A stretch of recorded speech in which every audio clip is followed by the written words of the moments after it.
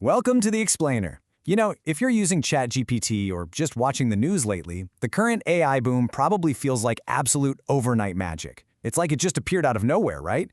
But to understand where your job or honestly your daily life is heading next, we really have to look back. We are actually just strapping into the very latest peak of an 80-year historical roller coaster. To truly get how we arrived here, I want to tease our premise with this brilliant metaphor from robotics pioneer Hans Moravec. He said, "With enough horsepower, anything will fly." Think about that for a second. It turns out, we've actually had the mathematical blueprints for artificial intelligence for decades. They were just sitting there. We simply had to wait for computers to literally get fast enough to gain enough raw computational horsepower to finally catch up to our imaginations.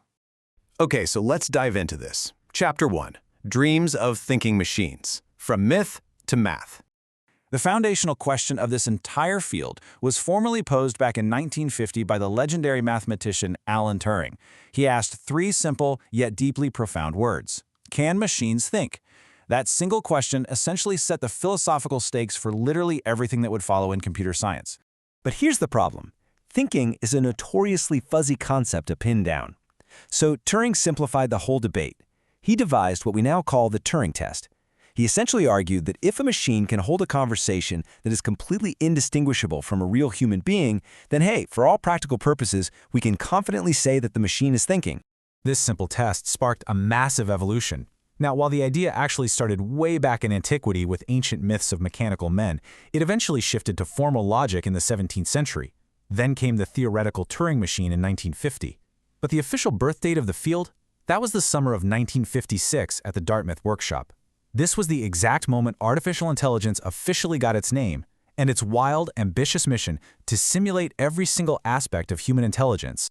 That initial excitement, however, really set the stage for a massive reality check, which brings us to Section 2, Hubris and Bitter Winters, the crash of early optimism. Just look at the sheer hubris of the early pioneers. In 1965, future Nobel laureate Herbert A. Simon famously predicted machines will be capable, within 20 years, of doing any work a man can do. No way, right? But they genuinely, truly believed they would completely solve artificial intelligence in a single generation. So, why didn't that happen? Well, a few brutal realities caused government funding to just totally evaporate, ushering in what's known as the first AI winter. First off, early computers simply lacked the juice. They had very limited power. Second, researchers hit a combinatorial explosion. Basically, the number of variables in real-world problems was simply too overwhelmingly vast for early machines to calculate. And finally, my personal favorite, Moravec's paradox. This is the fascinating observation that high-level reasoning, like proving a complex math theorem, was surprisingly easy for AI. But low-level tasks, like recognizing a human face or just walking across a room, practically impossible. So the field had to completely rethink its entire approach just to survive those harsh funding winters. Which brings us to Section 3, Deep Learning Changes Everything, the Connectionist Rescue. Now, what's really interesting about this transition is the fundamental shift in logic. To survive, the field had to dramatically pivot. For decades, the entire focus was on symbolic AI, this rigid top-down approach based on strict human-coded rules. But it was incredibly brittle. So researchers revived bottom-up neural networks instead. Rather than being programmed with strict rules, these systems were inspired by the actual biology of the brain. They were designed to learn patterns organically from massive amounts of raw data. A massive part of this shift involved teaching AI how to learn, utilizing reinforcement learning. It works like this. An AI observes its environment, takes an action, receives a reward for doing well, or a punishment for a mistake, and then updates its prediction. It's essentially learning through trial and error, almost like training a puppy.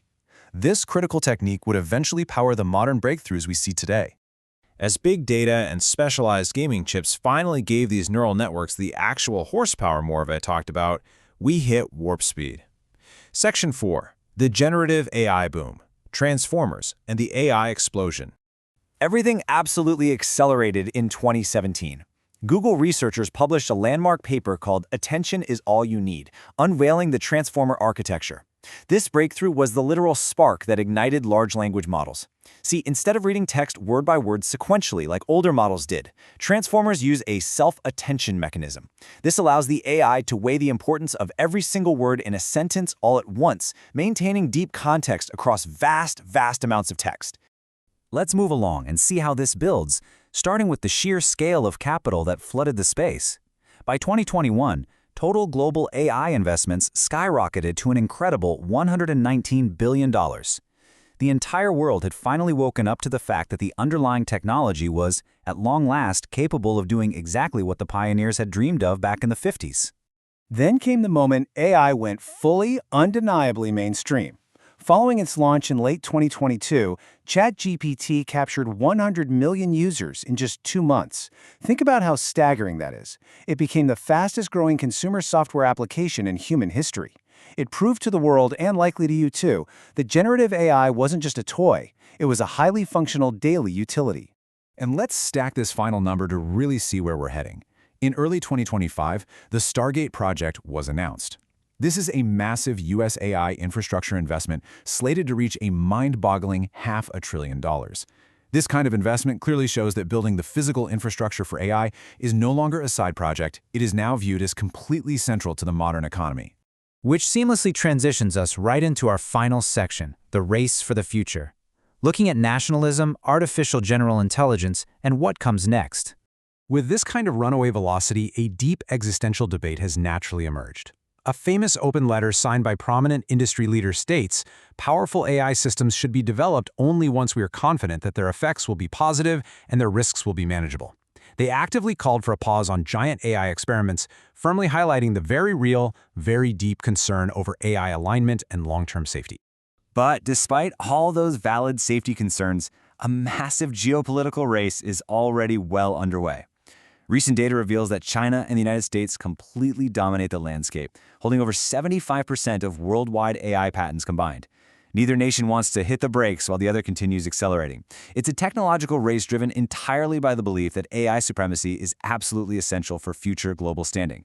So, what is the final destination of this 80-year roller coaster we've been on? AI researcher Francois Chalet posed this brilliant, really provocative question regarding artificial general intelligence. He asked, when will the exercise of creating tasks that are easy for humans but hard for AI become simply impossible? Right now, as we speak, we are seeing uniquely human tasks get crossed off the list one by one. The question isn't just if we'll reach a point where machines outpace us across the board, but when, and honestly, what our world will look like the day after we do. I'm going to leave you to chew on that thought. Thanks for joining me on this explainer, and keep learning.